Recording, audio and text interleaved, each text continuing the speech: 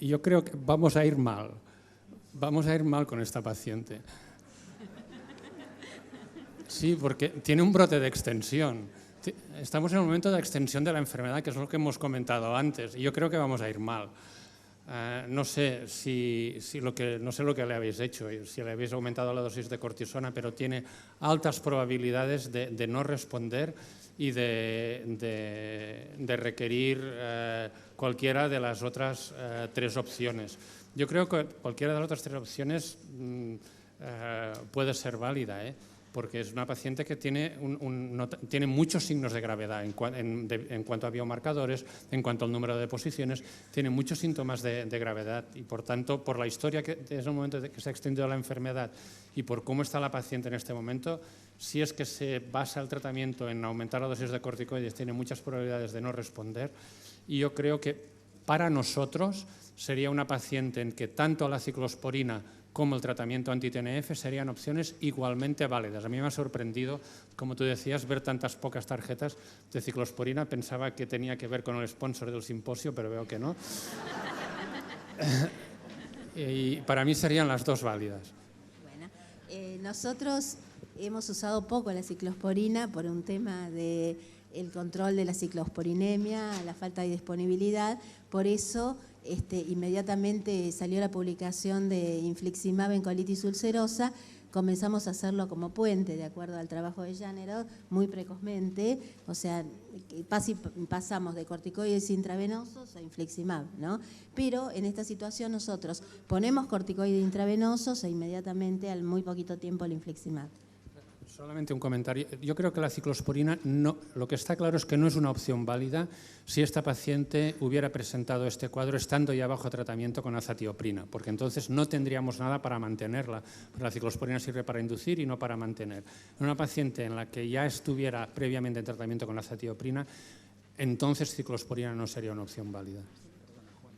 No, era solamente, yo me quería retrotraer a la importancia de trabajar sobre la compliance de los pacientes a los tratamientos que esta paciente no tuvo.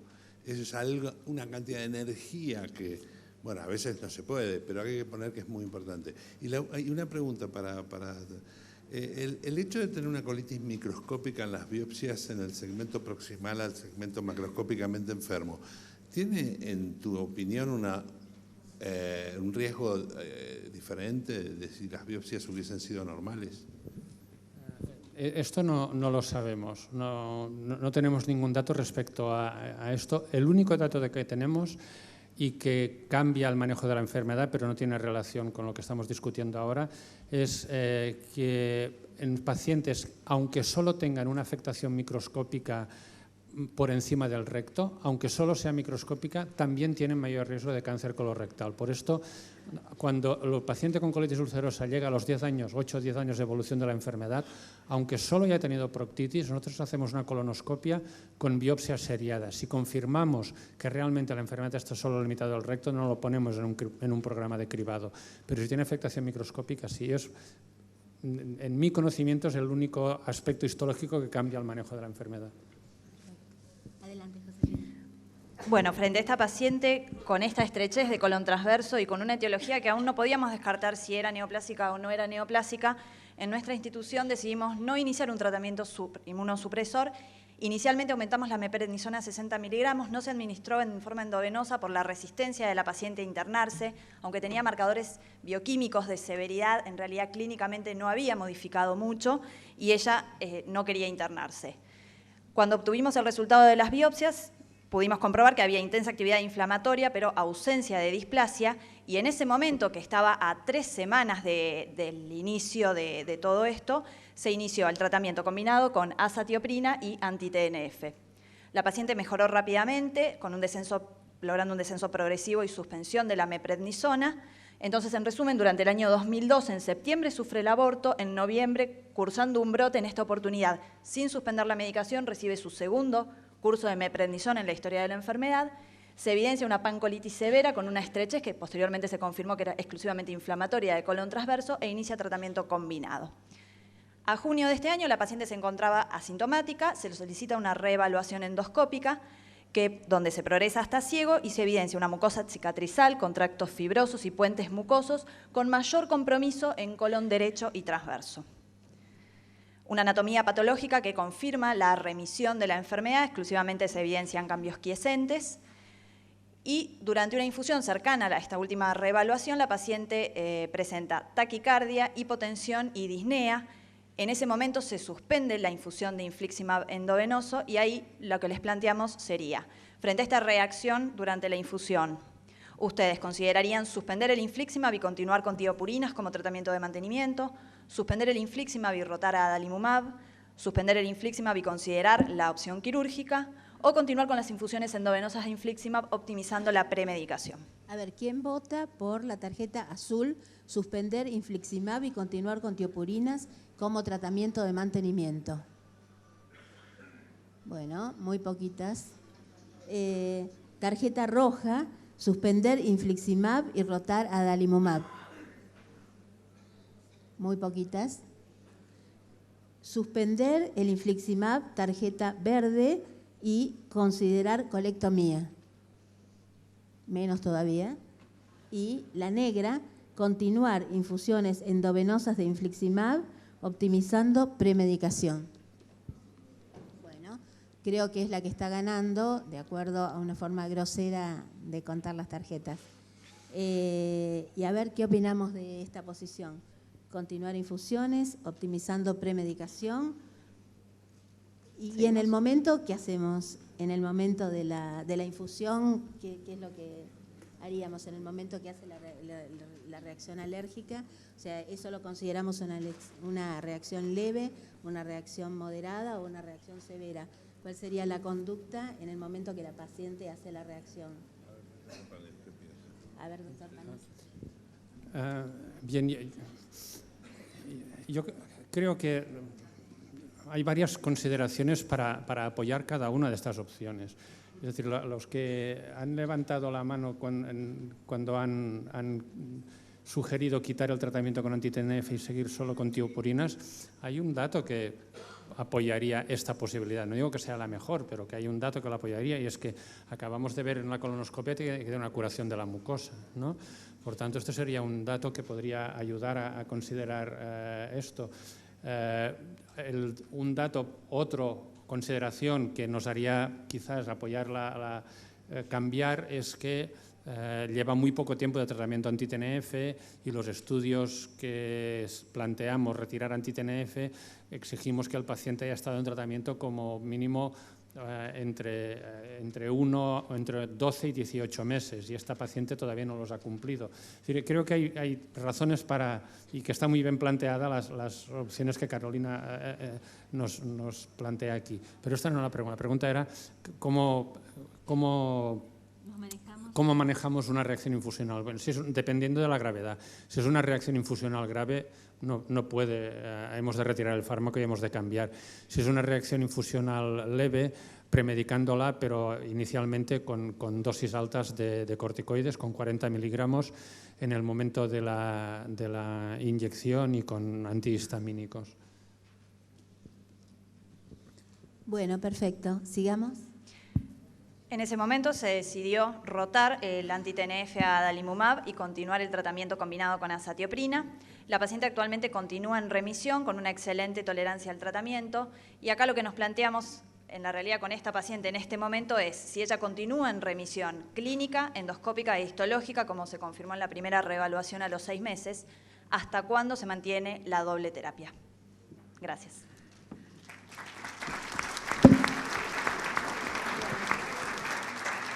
A ver, ¿hasta cuánto mantendríamos la doble terapia? No sé si Juancho, Julián. Yo creo que es una pregunta todavía abierta, y creo que sabemos, como dijo Julián hace unos minutos, que hay como un tiempo donde va disminuyendo el riesgo de recaída si uno suspende uno de los dos tratamientos. Creo que esto es particularmente importante en nuestro medio, donde los costos son muy altos. Pero yo sinceramente todavía no sé si conocemos la respuesta para esto. No sé, Julián, si nosotros tenemos esperanza que vos nos ayudes con esta pregunta. Te ayudaré, te confirmo que yo creo que no tenemos la respuesta, estoy de acuerdo contigo. En el caso de la enfermedad de Crohn tenemos el estudio STORY que nos dice que son pacientes que han recibido terapia combinada con anti-TNF y un inmunomodulador, al menos durante 18 meses, al menos durante este tiempo, y que cuando tienen curación mucosa, una PCR normal, sobre todo si no han sido operados, sobre todo si son mujeres, y no han tenido anemia, podemos plantear quitar el fármaco. Y cuidado con esto, y conviene recordar que la curación mucosa es solo uno de los factores predictivos. Parece ser que cuando hay una generalización de la sensación de que cuando hemos logrado la curación mucosa ya podemos retirar, o podemos plantear retirar. Cuidado que este es solo uno de los factores predictores y debemos de tener muy en cuenta si el paciente tiene anemia, si ha tenido los biomarcadores normales en los últimos meses o no, si planteamos realmente retirar el fármaco. Nuestra conducta en general es, y la situación, entiendo que nuestra situación del sistema sanitario español tiene una mayor cobertura posiblemente, pero en pacientes con colitis ulcerosa no nos planteamos quitar el fármaco por más que tengan una buena evolución y por más que tengan todos los factores pronósticos a su favor. De momento, cuando tengamos más datos ya veremos. ¿Y dejarías la doble terapia o suspenderías la fase? No, yo dejaría la doble terapia. Dejaría la doble terapia porque lo que nos ha demostrado el estudio STORY es que cuando hacemos tratamiento con terapia doble, aunque si retiramos el anti-TNF y las cosas van mal y hemos de reintroducirlo, estos pacientes toleran muy bien la reintroducción del anti-TNF. Probablemente porque el mantenimiento del inmunosupresor a lo largo de la vida del anti-TNF ha prevenido la inmunogenicidad, ¿no? Entonces, en nuestro caso, en nuestra unidad, siempre que utilizamos un anti-TNF utilizamos terapia combinada, a no ser que el paciente no la tolere. Pero si el paciente la tolera, siempre hacemos terapia combinada porque esto nos pone en la mejor condición para en el futuro retirar el anti-TNF. Nosotros tenemos la misma conducta. En general usamos terapia combinada y con respecto a si retiramos o no a la larga el anti-TNF, en algunos casos, en un trabajo anterior, nosotros con pocos recursos, al paciente simultáneamente con mercaptopurina, cuando previamente era un paciente naive de mercaptopurina, a veces retirábamos el anti-TNF y continuábamos con mercaptopurina, y ahora eso estamos dejando de hacerlo, o por lo menos estirándolo mucho, hasta el momento en que el paciente llega a una remisión absoluta, y ahí una especie de STORY en la colitis ulcerosa, y ahí probamos directamente dejarlo con mercaptopurina, y si tenemos recurso lo dejamos con las dos drogas. Bueno, pasamos a la segunda conferencia. Muchas gracias, muy lindo caso.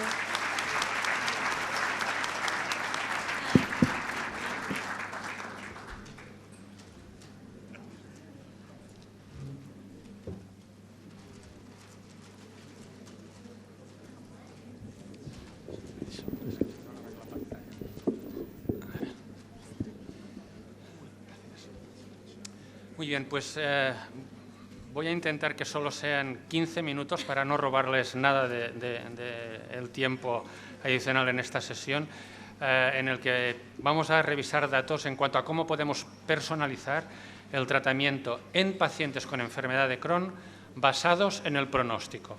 Y no he hablado del pronóstico en la colitis ulcerosa, sino simplemente de la descripción de cómo afecta a la vida del paciente, porque no tenemos tan buenos datos, aunque no sean muy buenos, pero en la enfermedad de Crohn sí que tenemos datos en cuanto a cómo podemos establecer el pronóstico. ¿Por qué que necesitamos valorar el pronóstico? Pues porque nos ayudan a hacer un plan personalizado de manejo para cada paciente. Es claro para todos ustedes que el espectro de la gravedad de la enfermedad en pacientes con enfermedad de Crohn varía entre extremos, desde los que tienen un curso muy leve a los que tienen un curso muy grave, y en pacientes con un curso leve utilizaríamos la terapia, y utilizo aquí el término inglés y pido disculpas, pero que como es el que habitualmente utilizamos, el enfoque de subida progresiva, STEP UP, Esto evita un tratamiento intenso, evita inmunosupresión y evita efectos adversos del tratamiento. Y en pacientes que nosotros fehacientemente pudiéramos pronosticar que van a seguir un curso grave, probablemente utilizaríamos una aproximación top-down, ya que aseguraríamos un tratamiento apropiado desde un principio y evitaríamos las complicaciones asociadas a la enfermedad. Esta diapositiva, que han visto n veces y ahora será solo n+1, y nos dice del curso que sigue la enfermedad con una progresiva proporción de pacientes que adquieren un fenotipo penetrante y fistulizante. La consecuencia de este curso de la enfermedad es que una proporción progresivamente mayor de pacientes requieren cirugía.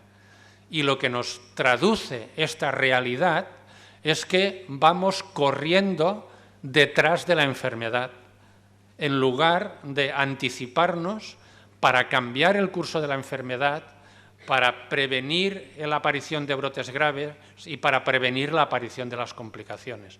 Solo si somos capaces de hacer esto, vamos a cambiar el curso de la enfermedad y vamos a reducir las necesidades de cirugía. Y por esto, y para esto, requerimos factores pronósticos de gravedad, de progresión de la enfermedad, para identificar a pacientes que pueden presentar complicaciones y necesidad de cirugía, y óptimamente, pero de esto tenemos poco, para predecir la respuesta terapéutica y no someter a pacientes a terapias que van a ser ineficaces para el control de la enfermedad y pueden comportar la aparición de efectos adversos. En cuanto a los predictores de progresión de la enfermedad, el dibujo de qué pasa con la enfermedad de Crohn a lo largo del tiempo es muy igual al de la colitis ulcerosa que les enseñaba antes, con un 40% de pacientes que van a seguir un curso relativamente benigno y un 60% que van a seguir un curso un poquito más complicado. ¿Podemos identificar a estos pacientes? Pues con algunas limitaciones. La primera aproximación que se hizo para identificar lo que los autores denominaron disabling disease, que no es un término del todo afortunado, pero para identificar a aquellos pacientes que iban a seguir un curso más grave, Laurent Boujory en Saint-Antoine examinó su corte de pacientes y identificó que aquellos pacientes que tenían menos de 40 años en el momento del diagnóstico, que tenían enfermedad perianal o necesitaban corticoides muy pronto, en el mismo momento del diagnóstico, tenían un curso más grave de la enfermedad. Especialmente aquellos pacientes que tenían 2 de estos 3 factores. Pero es que resulta que en su población de pacientes el 80% tenían 2 o más de estos factores. Y probablemente ni nosotros como clínicos ni nuestro sistema sanitario se puede permitir hacer una estrategia top-down en el 80% de los pacientes. Y por tanto esos criterios que han servido para publicar un paper muy bonito, en la práctica clínica nos sirven poco para tomar decisiones en cuanto a cómo tratar. Conscientes de esto, el grupo de Edouard Louis en Liège fue mucho más exigente a la hora de definir un paciente como portador de enfermedad de Crohn grave. Y solo calificó como grave aquellos pacientes que a lo largo del tiempo habían necesitado cirugía con más de 70 centímetros de resección o habían necesitado más de 2 resecciones, es decir, 3 o más cirugías, o habían sido colectomizados, necesitaban estoma permanente o tenían una enfermedad perianal notablemente compleja. Yo creo que todos convendremos, los que estamos aquí, que cualquiera de estas situaciones realmente define a un paciente con una enfermedad grave.